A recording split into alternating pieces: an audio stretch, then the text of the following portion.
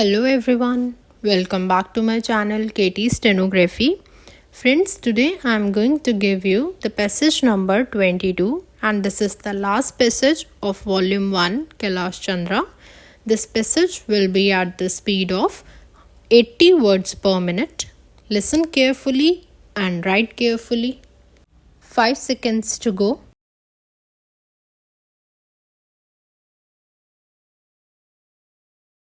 Coming to the internal affairs of the country, Madam Deputy Chairman, the policies of the Government of India for the last 15 years have been so manipulated that the rich people are becoming richer and the poorer sections of the people are becoming still poorer. The committee that has been appointed to investigate into the question of the distribution of income has not yet given its verdict, but it is common knowledge that the people who are in the higher ups have become more rich and the people in the lower rung have become poorer.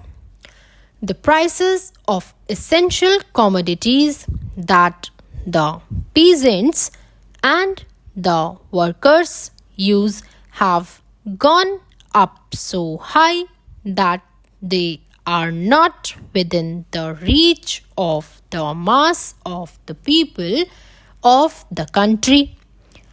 Government have not taken adequate steps to bring down the prices and to stabilize the prices as was recommended by the Food Grains Committee. We are now in the third plan. While the plans are progressing, the number of the unemployed in the country is increasing. This is a very anomalous position. It is the government alone that can explain why, in spite of the plans, the unemployment problem is becoming more and more acute. As was rightly pointed out yesterday by some speakers, our agriculture has not been paid due attention that should have been paid to in a country where 80% of the people live on land. Some 3 or 4 years back, when Mr. Ajit Prasad Jain was the Food and Agriculture Minister, he was made to resign under shady circumstances as one who had proved not capable of solving the food problem in the country.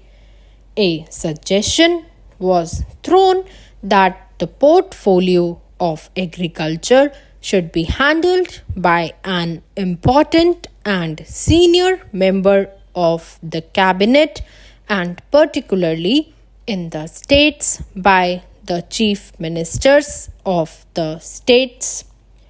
But nothing of the sort has happened. Whatever increase in food grains output we have obtained is not because of any increase in the yield per acre, but because of extensive cultivation. More land has been brought under cultivation and some irrigation facilities have now been provided. But the increase that we have seen is not in keeping with the demand that is necessary for us to feed 400 millions in India. So, whatever industrial development we want, the basic factor is that our agricultural economy should be improved. For that, all efforts should be made, more fertilizers should be used, and new methods of cultivation should be employed for growing more food crops and for growing other cash crops. In a review that was published by the Planning Commission itself, they have pointed out that there is acute shortage of power in more than 50% of the states in India. We have accepted a planned economy. We have completed 2 plans and we are now in the 3rd plan. I do not know why the Planning Commission or the planners concerned did not foresee this shortage of power in most of the states in India and why they did not plan generation of more power so that people will not accuse of the state governments or the Planning Commission that they did not work out the plans properly in order to have more industries and to have more food grains produced through lift irrigation.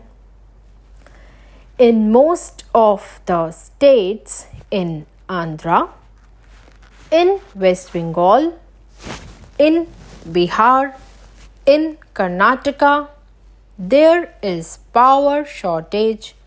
Whatever power is available now is being rationed. There are thousands of units of small-scale industries which are not working for want of power, and there are thousands of lift irrigation pumps which are denied power supply for purposes of irrigating their lands, and wherever power is supplied, it is supplied during nights, which is not very convenient to make use of the power and use the power for agricultural purposes.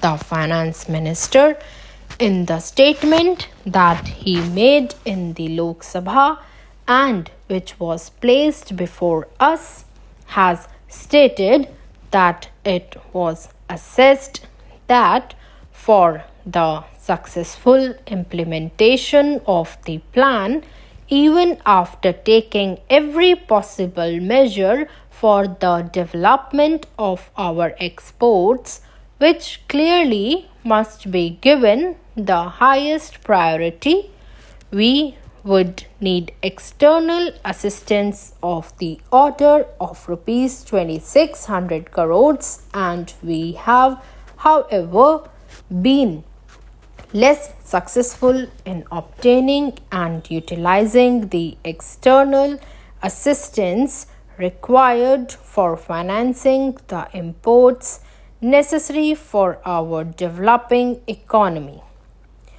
To industrialize our country and to bring it on par with other well-developed countries, we do need assistance, financial, technical, and other assistance. The finance minister was so hopeful that he was getting rupees 2600 crores of foreign aid from Aid India Club and other countries. But now he is not hopeful of getting that amount which is necessary to fulfill the targets in the third 5-year plan. Please like, share and subscribe my channel for more updates.